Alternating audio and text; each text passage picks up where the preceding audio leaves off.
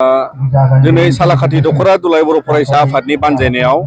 बेयो बाथि खेबनि थाखाय रैखाथिनि फायखि जे ट्रफि जायो बाहाय फुटबलनि बादायलायनाय गामियारि क्लाबजों लोगोसे दा बेयो फाइनाल दिनै जोबथा गेलेनायमोन आरो बेवहाय नोंथांमोना नुबाय जोङो मिथिबाय जे बेवहाय खाथालगुरि बारलां क्लाब होननाया बिथांमोना चेम्पियन जाबाय आरो बेबादिनो मोनसे हान्जाया बिथांमोना रानार्स आप जाबाय। दा दिनै जोङो बेवहाय सानै मुंख्लं जाय बिथांमोना फायखि महरै रैखाथिनि थाखाय नाजानायाव बिथांमोना मुंख्लं जादोंमोन। रेल जि ट्रेनावहाय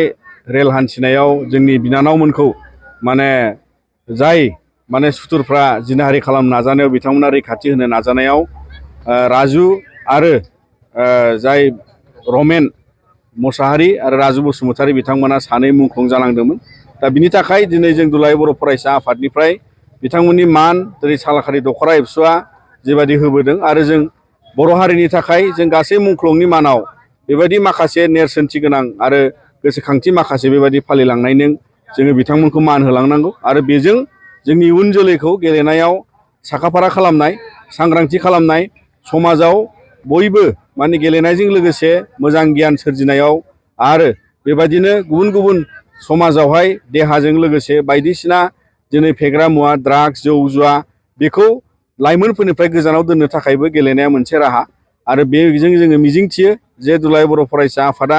गुबुन गुबुन समाव गुबुन गुबुन रोखोमनि बैसोनि खेला जोङो होयो। आन्डार 13नि जोङो होयो। बेजों लोगोसे गुबुन गुबुन चेम्पियनशिप मुंख्लंफोरनि मुङै दं, बड'फानि मुङै दं। दा बेबायदि जोङो माहारि दानायनि आरो गनायथियारि सिनायथिजों साफ्रोम गेलेगिरिजों लोगोसे जों हारिया गनायथि मोननांगौ, सिनायथि मोननांगौ आरो बे साफ्रोम मुंख्लंनि जे हारिखौ रैखाथि होलांनो नाजानायनि बिथांमोननि सिमां आरो बेखौनो जोङो बयबो दिनैनि समाव हारि दाफ्रामनायनि मोनसे बाहागो हिसाबै गेलेनायखौ लांनांगौ। फुटबलजों लोगोसे काबादि आरो बायदि बायदि बाहाय हिन्जावसा हौवासा बयखौबो थुलुंगा होनो थाखाय आरो बयबो इयुन जोलैखौ जाहाथे मोजां लामायाव बेजों जोङो दैदेनलांनो हायो बे मोनसे थांखिजों दुलाराय बर' फरायसा आफादा अराय जोङो बे दख'रानि बानजायनाय आरो गुबुन गुबुन गेलेनाय बानजायनायखौ जों मदद खालामो।